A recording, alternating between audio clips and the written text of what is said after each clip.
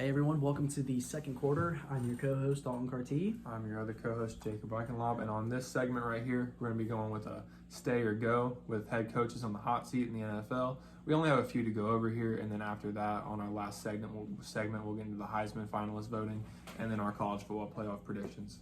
So let's get into this one. So first, we're going to start off with the Carolina Panthers head coach Matt Rule. Do you give him another season, or is he going after this year? I think you got to give him another year just because of the injuries to McCaffrey. McCaffrey's always being injured, though. I think you need to let him go, kind of really rebuild, especially with uncertain at that quarterback position. I mean, Sam Darnold's really not your go-to guy. Started off the season really hot, but then just kind of fell off. First 3 games looked like an MVP, kind of dropped off. Yep. Then he got hurt. Then you signed Cam Newton for whatever reason, which I understand Cam Newton's like a Panther at heart, but still, he's not good at football. I feel like letting go of Joe Brady, their offensive coordinator, when they were doing actually pretty good on offense, is really just a move that just kind of that made me really want to fire Matt Rule. I really think it was more of a GM type thing that said either he goes or you go. Exactly. Yeah. And you only get a certain amount of moves.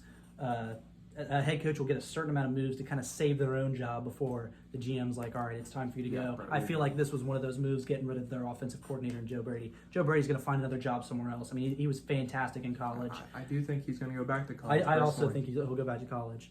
But if I'm the Carolina Panthers general manager, I'm letting go of Matt Rule at the end of the season. I feel like with the whole firing of Joe Brady, obviously I feel like you're giving him some more leniency, and it makes me just lean towards the fact that I believe they're giving him another chance. Mm-hmm. So I'm going to stay with keep.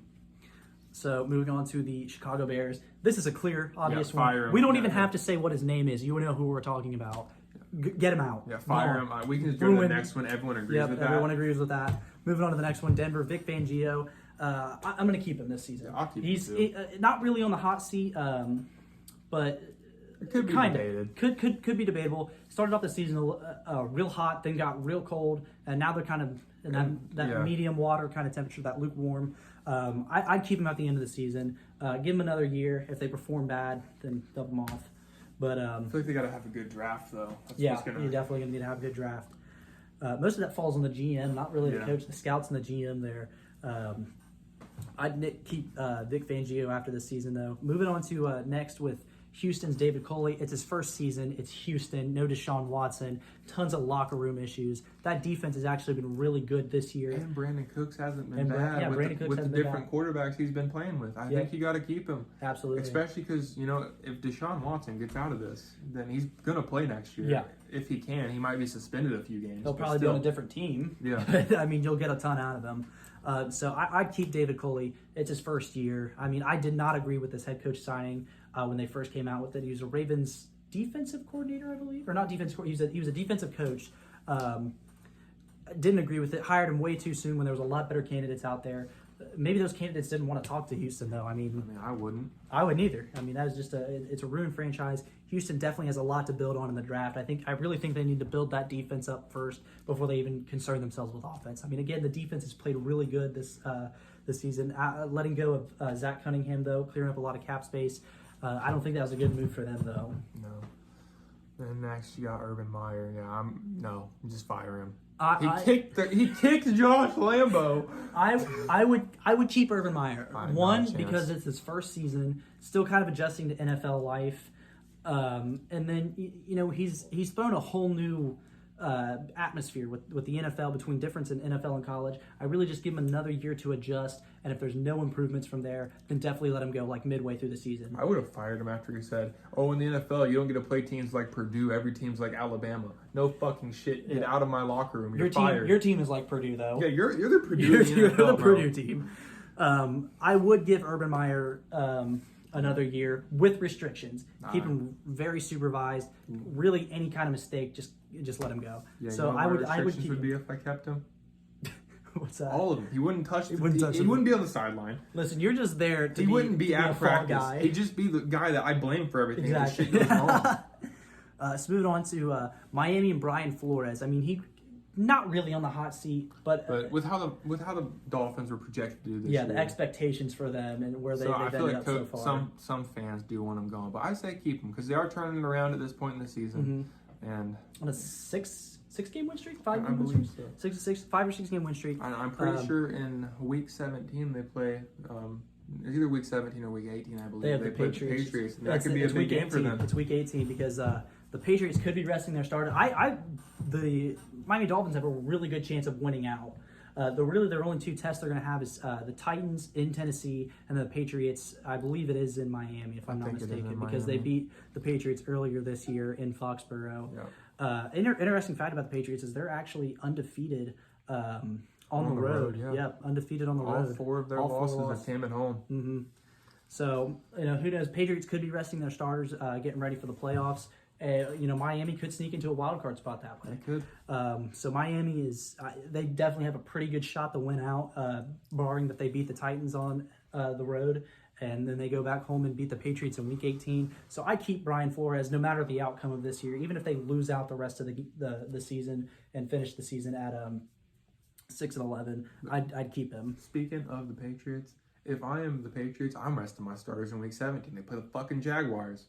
Rest them that week and play them against the Dolphins. Guaranteed win. Yep, because it's a divisional game. I mean, you don't want to see your division rival make it in the playoffs. Like, rest them against the Jags, play them against the Dolphins. You might get the bye week. You never know. Yep. You might get that extra bye week, so you want to play them that week. Moving on to the Vikings head coach, Mike Zimmer. He's gone. Gone. He's out. Gone. Especially with Kirk Cousins playing like an MVP. That defense. I would get rid of the defensive coordinator first. I wouldn't fire Mike Zimmer just yet. I'd get rid of that defensive coordinator, especially giving up the loss to the Lions. And then the Steelers making that comeback. Defensively, they definitely have a lot to work on. That's not all on the defense, though. The Steelers game isn't, because the offense didn't fucking score.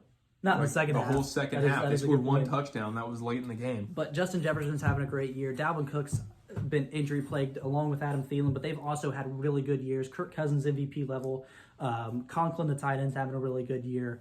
That offensive line has kept Kirk Cousins pretty well protected. I would say fire the defensive coordinator first and then look to fire Mike Zimmer if he doesn't perform next year.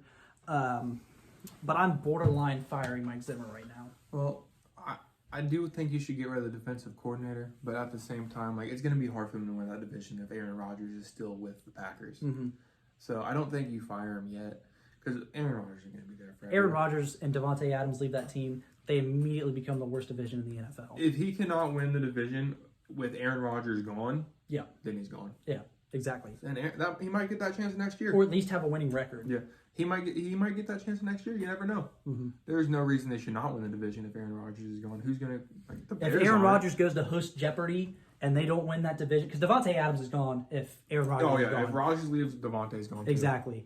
And then Jair's probably going to force his way out. So, if you don't win the division, then you get out. Moving on, New York, Joe Judge, gone. Yeah, fired. Gone. Fired. I heard that the Giants are going to keep him for another year, though. I don't agree with that. It could be smart for Daniel Jones' development. Three head coaches in 3 years, and 2 head coaches in 3 years, and 3 different offensive coordinators in 3 years, or 4 because Jason Garrett got fired. Definitely not good for his development. I feel like Daniel Jones, if he can gets the interceptions under control, really could develop into a solid quarterback. For Daniel Jones and interceptions, he fumbles all the time. If you haven't noticed, the mistakes. It's really just the turnovers for Daniel Jones. If he gets a set coaching staff with an offensive coordinator and a head coach, I think he could develop into a really good quarterback. Maybe not a top 5 or a top 10, but just a solid, game manager. Especially with Saquon Barkley, being injury plagued, you're going to need a guy like that to help lead that Giants team.